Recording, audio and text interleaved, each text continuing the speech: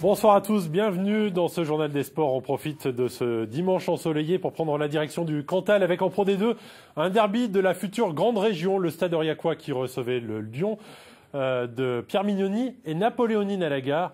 Le résumé de la rencontre avec Fabien Gandillon. Dans un stade Jean-Alric plein, on a tout de suite senti que les Aurillacois voulaient faire plaisir à leur public. Les premiers points de la partie sont d'ailleurs cantaliens, avec une magnifique pénalité transformée à près de 50 mètres par Maxime Petitjean. Le premier essai aussi est cantalien, et là encore c'est le pied de Maxime Petitjean qui fait la différence. Jean-Philippe Cassan n'a presque plus qu'à aplatir dans l'embut lyonnais. Les Lyonnais qui ont un peu de mal dans cette première mi-temps. En témoigne le manque de réussite de Jérôme Porrical au pied, qui rate 2 fois les perches sur 4 tentatives. Avec un carton jaune en prime, le Loup est en difficulté.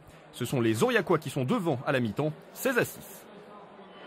Au retour sur la pelouse, le Loup continue dans le même travers. Jérôme Porrical a toujours un peu de mal à viser, tandis que les Aurillacois, sur 2, ne tardent pas à inscrire un deuxième essai par Albert Valentin, qui a même le temps de célébrer l'événement avant d'aplatir. Aurillac est sur un nuage, mais ça ne va pas durer. À l'heure de jeu, Lyon reprend confiance avec un premier essai de Thibaut Regard, tout en force. Et puisque Jérôme Porrical n'est pas en forme, c'est Gondran qui transforme avec succès. Les Lyonnais reviennent à un essai transformé, 23-16. Les Cantaliens s'accrochent, mais à 6 minutes de la fin, Pierre Roussel écope d'un carton jaune. Réduit à 14, les Auvergnats tiennent jusqu'à la sirène. Mais à la 82e, Napoléoni Nalaga finit par trouver la faille. Essai, 23-21. Jérémy Gondran a le match nul au bout du pied. Mais ce n'est pas le jour pour les buteurs du Loup. C'est à côté. Aurillac est la première équipe de la saison à faire tomber Lyon. Le stade prend la 2e place de la Pro D2 juste derrière son adversaire du jour. Voilà, le selfie et la belle victoire à l'arraché des Cantaliens malgré un arbitrage pas vraiment favorable. Première défaite de Lyon en championnat. C'est un exploit pour les Cantaliens. Les réactions à l'issue de ce choc au sommet avec Claude Bernard et Lydie Rib dans les gradins du stade Jean-Alric. Voilà, félicitations à tous. Le plaisir, c'est voilà, on gagne, mais on se retrouve à 30-35 joueurs dans le vestiaire. Tout le monde est aussi content les uns que les autres et ça, c'est très important pour la suite. Tout simplement.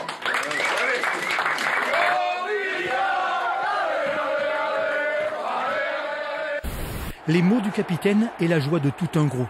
Des joueurs aurillacois heureux qu'ils soient dans les tribunes ou sur le terrain.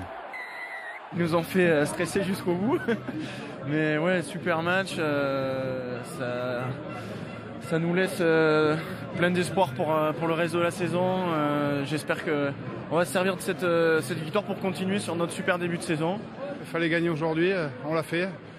C'était un match très difficile pendant 80 minutes et on a tout donné pour gagner. Et vous marquez un bel essai. Ouais, un bel essai, mais c'est surtout toute l'équipe qui me l'a offert. Avec cette victoire face à l'Ogre lyonnais, ce dimanche 1er novembre va marquer la saison des Auvergnats. Une magnifique journée, un beau public, une belle équipe d'Aurillac, une très belle équipe de Lyon aussi. On a eu très très chaud, mais je crois qu'on mérite cette victoire et ça nous fait du bien. 23-21, les Lyonnais de Pierre Mignoni doivent donc se contenter du point de bonus défensif. Bravo à Aurillac déjà parce qu'ils méritent, je pense, leur victoire. Même si on peut faire match nul à la fin, bon, je dis pas que c'est un hold-up, mais ça aurait été bien pour nous. Voilà, je crois qu'il faut être réaliste. On a eu beaucoup trop de déchets aujourd'hui. Première défaite de la saison pour Lyon et le stade qui reste invaincu sur sa pelouse de Jean-Alric. Et le classement de cette Pro D2 avec, regardez, Aurillac qui revient à 3 longueurs seulement de Lyon. Aurillac qui prend ses distances avec le 6e Béziers, 7 points d'avance pour les Cantaliens qui se déplaceront à Dax vendredi, qui recevront Dax vendredi prochain.